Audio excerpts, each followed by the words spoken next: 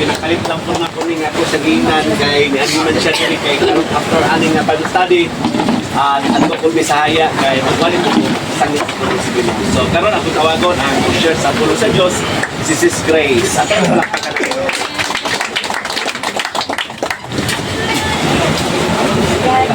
Isa tanay no. Tulbaan siya ko kay hindi basta-basta pati nung naghanay yung glory. Grabe na, kita na ako ba nga, grabe ako kasi ipay kayo ko. Ay, kita ko nga, inubanan kita sa buhay. Eh, kung dili pa tayo inubanan, dili ka bumultiply. So, di pasalamatan ako ang buhay na Diyos. So, bago ka magsugod, magdito ko lang ito, ulog ha? Lord, ganito na mo kamahal, mayang nabiikan mo. Lord, kami kagabion, amo ginatugyan, namo kanimo ang tanan, Ginoo. Maskin ka ang mensahe, ngayon mo ipaabot sa matag usa, Ginoo. Wala ko kabalo, Ginoo, sa mga sitwasyon, sa matag usa. Pero Lord, nakita nimo ang matag usa nga kasing-kasing, Ginoo, karong kagabion. Lord, salamat sa imong pulong, pagagamita gid, Ginoo, ang akong bakba, Ginoo, mamahimong mouthpiece, Ginoo. Ug Lord, i-empty ang akong panudlanan, Ginoo. Nga wala dyo'y mahimaya, Ginoo, nga tao, Ginoo, nga unod, Ginoo, kung dili ikaw lang yun ang mahimaya karong kagabion, Ginoo. Lord, salamat, Ginoo, sa imong mensahe, Ginoo, sa fresh revelation pa, Ginoo, nga imong ipaambit, imong ipadungog sa imong mga kaanakan dining dapita, Ginoo. Ug Lord, among gina-rebuke, Ginoo, ang dautan nga espiritu, Ginoo, spirit of destruction, Panginoon, nga magsamok-samok karong kagabion. Dili gid siya makapamuhat karong kagabion, Ginoo. Kay Lord, among yung gina-welcome ang imong presensya karong kagabion, Ginoo. Nakauban jud ka namo, Ginoo, kay matud pa sa imong pulong. Adunay duha o tulo nga nagahisgot sa imong pangalan, ania jud ka karon sa among taniwala, Ginoo, nagauban jud ka namo. Kining tanan, Ginoo, among pasalamatan sa imong pangalan na si Jesucristo. Amen. Usab no, may gabi isa to na, sige na lang kung may gabi yan eh. So praise God no, salamatan na po ang buhay ng Diyos. Kaya gitagaan ko ng privilege karon sa kagabion na makashare sa pulong. Kaya pag-share sa pulong sa Ginoo, privilege kini sa matag sa Kristo. Makapaampi ka sa iyang pulong. Ang atong mensahe karong kagabion, di ako ni siya di pamagatan o Kristo. Sakuan pa na magpabilin. Daghan kaayo siya nasulod ba nga kung ano? Pwede ka mag-skill sa imong pagpangalagad, sa imong magpadayon ka, magdindog ka, sa unsa man na aspect sa inya sa imong kinabuhi. Labi na sa atong pagpangalagad, sa atong paglakutay, sa adlaw-adlaw na to struggle. Itang tanan, even ako, kabalo ko ang matag usa, kanya-kanya ta o giagian, kanya-kanya ta o gipangpasan, kanya-kanya ta o battles taga-adlaw. So diri sa Salmo chapter 46 verse 10 to 11, he says, "Be still and know that I am God. I will be exalted among the nations. I will be exalted in the earth. The Lord Almighty is with us. The God of Jacob is our fortress." So sa matag usa nga sitwasyon, magpadayon na kita magpabilin. Hindi sa itong pagtuo sa atong buhay ng Diyos.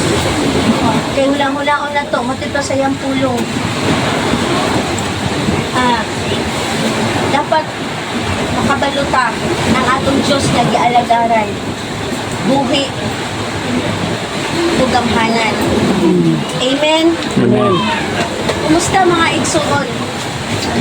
Ang ato ang adlaw-adlaw. nga pagkinabuhi. Amen. Nga dinaugon ba kanunay? Kumusta ang ato ang mga battles?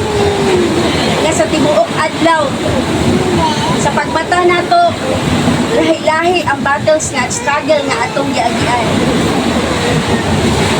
Pagmata nato sa buntag, lahi ang ato ang gisagubang nga problema. Pagtulog na to, pagdaan na ta sa higdaanan, nakapasalamat ba ta sa atong buhi nga Diyos? Nga Lord, nahuman ra gyud ang isa ka adlaw nga nagmadinaogon ko.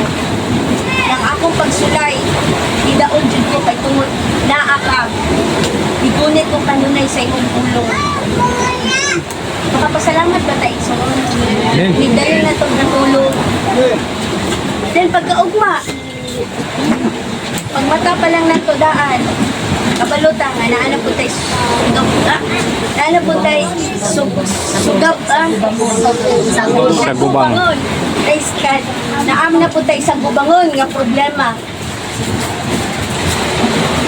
Nailahi man, naigamay, naibugat, pero pag anak ka sa Ginoo, pagkabalo ka nga naay Ginoo, na kanunay mo mutapang nimo. Maski pag nahagbang ka karon, kabalo ka nga naay Ginoo nga magpatindog sa inyo nga. Di ba gaan kayo? Nakuha ba ninyo yung kinabuhi sa una? Pag walay kwarta, init dayo ng ulo. Pag sinumbagay dayo, nag-away dayo, gitag-gikil.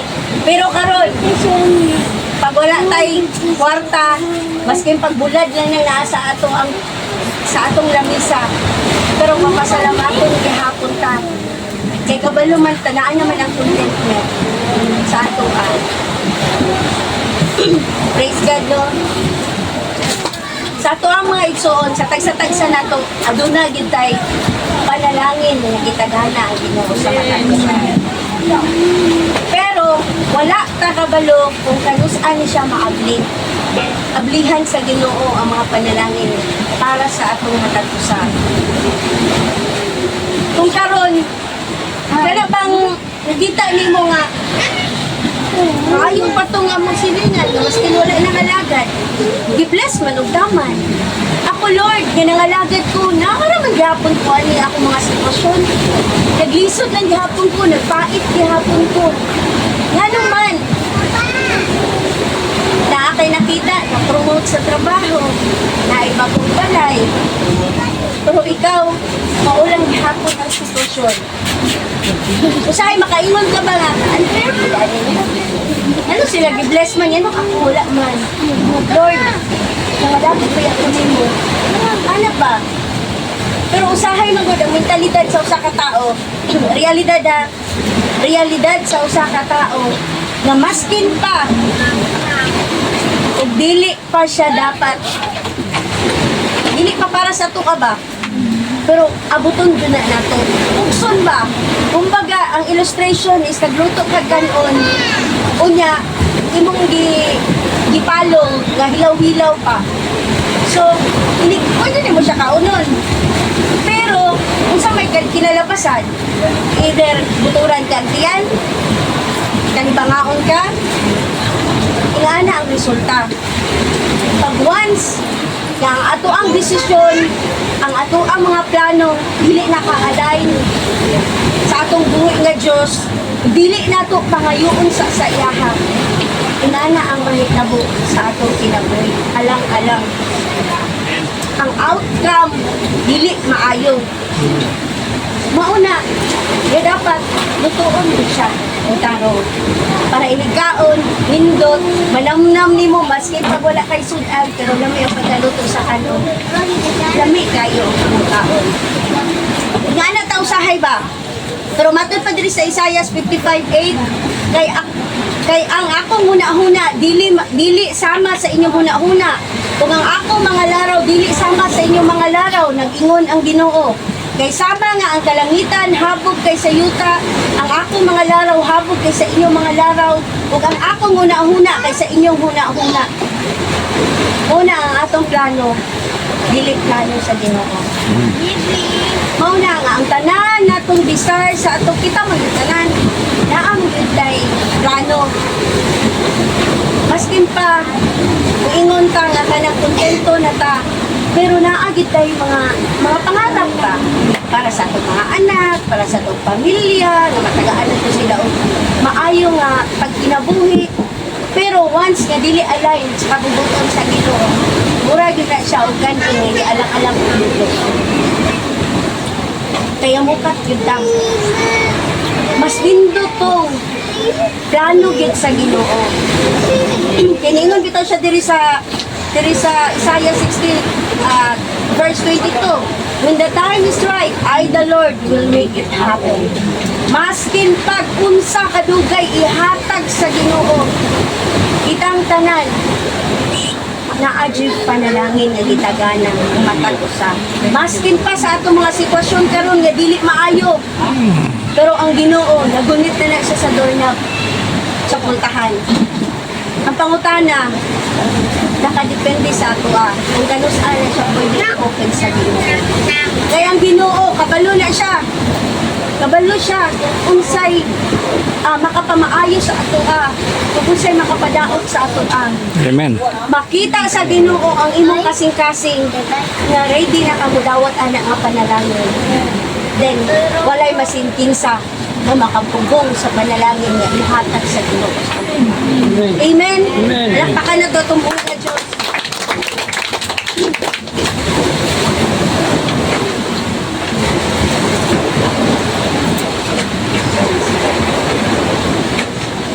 Kung nagtuot ang mga igsuon na sa atong sitwasyon karon,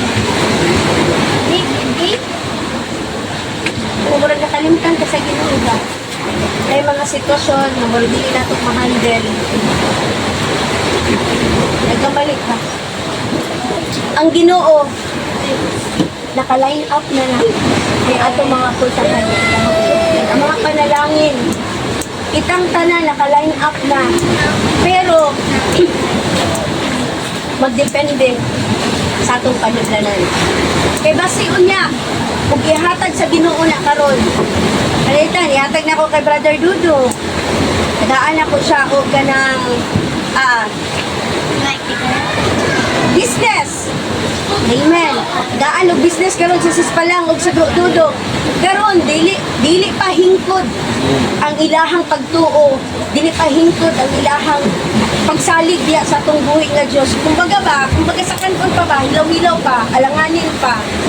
Once karon gibuhian na sa Ginoo, kung mawala man lang sila sa pagpangalagad kay nabisi na. Nabisi sa negosyo, kay nagtuo sila panalangin gikan sa Ginoo, pero nakapahimulag diha sa Ginoo. Nakapahimulag diha sa pagpangalagad. Kung mahimulag man lang ta sa presensya sa Ginoo, ang Ginoo ra gyud nakabalo sa matag-usa nga kasing-kasing. Padayon lang ta. Ngunit lang ta sa Ginoo. Kaya matod pa sa Jeremiah 29 verse 11. Ako lamang ang nasayod sa akong mga laraw alang kaninyo. Sa paghimo kaninyong mauswagon inay maalaot o paghatag kaninyo kaugmaon nga inyong gipangandoy. Ang inyong gipangandoy karon mga igsuon, nakabalo na ang Ginoo alam. Amen. Sa atong palandaan pagtulog, nakabalo na ang Ginoo kung sa panginahanglan niya to. Pero ang sayang ingon, siya ang nakabalo. Kung makadaot ba, siya ang nasayod sa siya lamang ang nasayod sa iyang mga laraw alang kaninyo. So, sa paghimo kaninyo pauswagon, so, pauswagon di ka sa Ginoo. Pero, wala dito, when the time is right, I, the Lord, will make it happen. Na walay masintinsa na makasara anak nga pultahan sa panalangin kung ihatag yan sa Ginoo. Then, balik sa itong kanudlanan. Ready na ba ta? Budawat ani nga mga panalangin. Amen. Then kung ready na mo nga budawat ana nga panalangin, i-claim na lang sa Ginoo. Iyahan na lang Ginoo.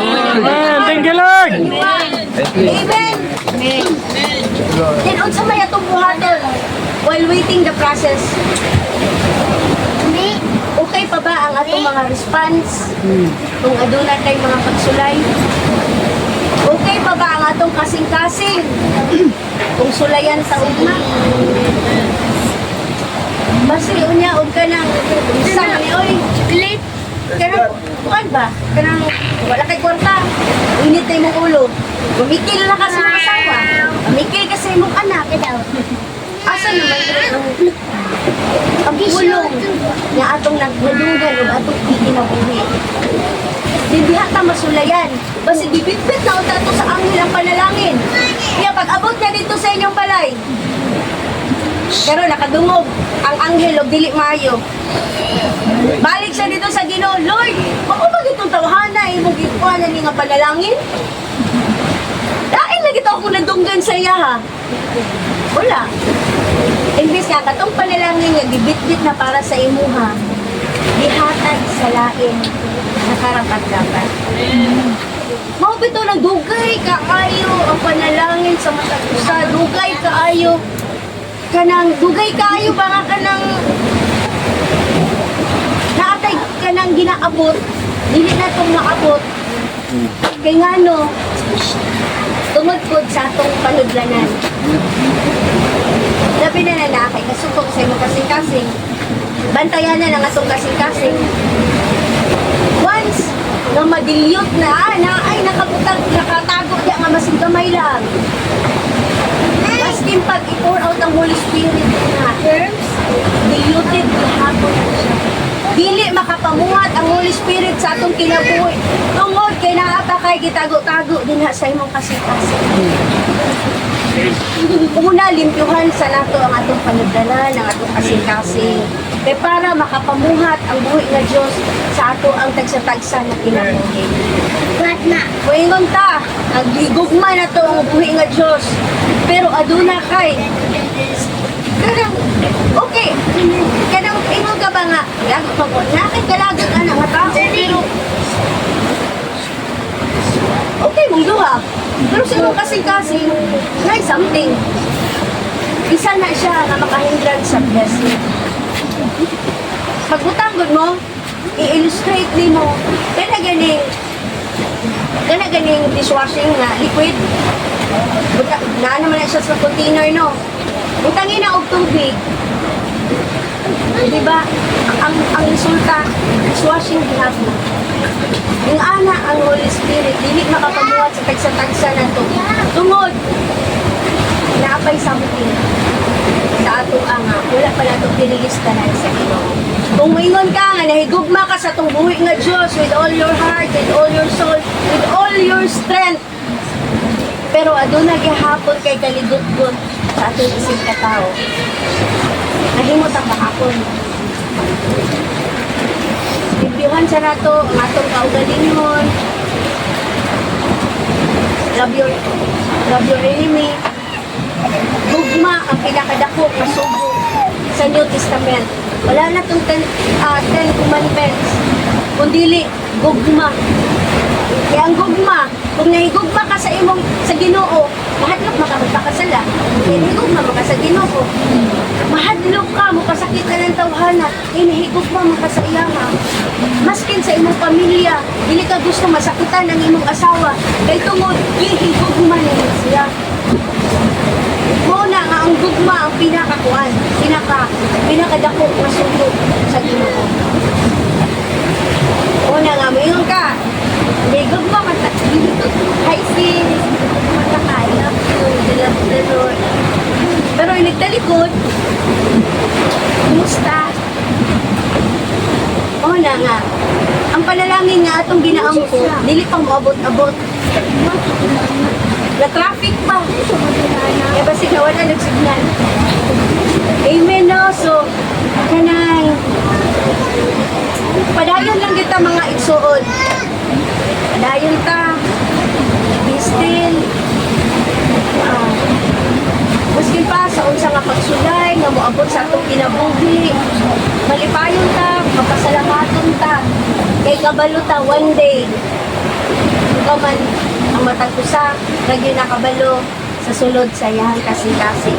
Ikaw mismo nakabalo ka kung ready na ka mudawat sa panalangin. So kung ready na ang matag usa nga mudawat sa panalangin, then paabuta ang tama ka panalangin ihatag mo sa Ginoo.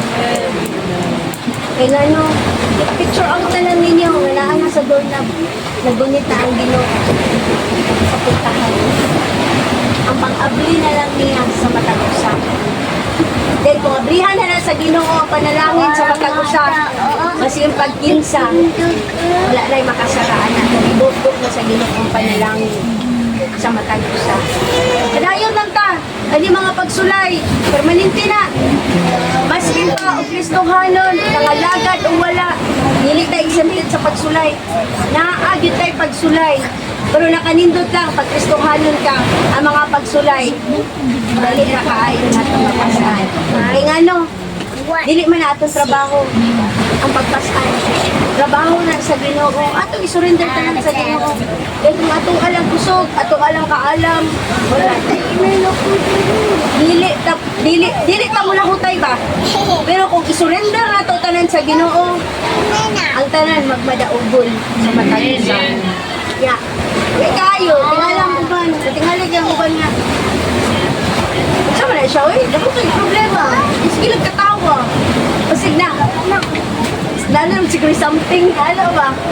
Pero wala sila kabalo nga. Maskin pag naatas sa mga pagsulay, nalipay gyapon ang atong kasi. Malipayon gyapon ang atong kasi. E kabalo man ta. Yang atong gialagaran nga Dios, buhi o gamhanan. Andam siya nga musaknay nato ba? Andam siya nga mutapang nato. So, mono, akong gina-encourage siyang matag-usa. Dili ta tutok sa atong sitwasyon karon. Ayaw magtutok sa sitwasyon nato karon, sa problema nga moabot. Kay ngano kanunay na. Kanunay ng pagsulay. Ang atong pagsulay karon nagapadako, dili nagapagamay. Mao na nagunit lang gyud ta sa Ginoo, balik ta sa pulong pag dili ka makasabot. Balik ka sa pulong, basa ka sa pulong. Kay tujuan na kita sa Ginoo tungkol sa angay na tungkuhan. Amen.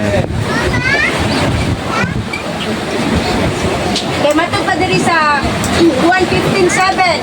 Kung magpabilin ka mo kanako ug ang ako mga pulong magpabilin ka ninyo, makapangayo ka mo bisan unsa kadawat ninyo ini. So praise God no. Hallelujah. Grabe yun ang buhay nga Diyos. Kabalo ko nga matag usa naka-experience na sa grasya sa Ginoo. Amen. Naka-experience na sa kaayos sa Ginoo. Kaya kung wala pa mo naka-experience, wala mo karamdaman. Itang tanan, nakatindog ka din naatay gugma sa buluhaton sa Ginoo, musakripisyo ta tungod kay nakadawat ta, naka-experience ta sa gugma ug grasya sa Ginoo sa atong kinabuhi. So praise God no, mga igsuon, magpabilin lang kita diha sa paggunit sa atong buhi nga Dios. Maski unsa pa ang sitwasyon, samtang nagapaabot ta kaniya, magpabilin lang gyud ta. Kaya kung magpabilin ta diha sa iyaha, ang tanan i-provide ra gyud na sa Ginoo.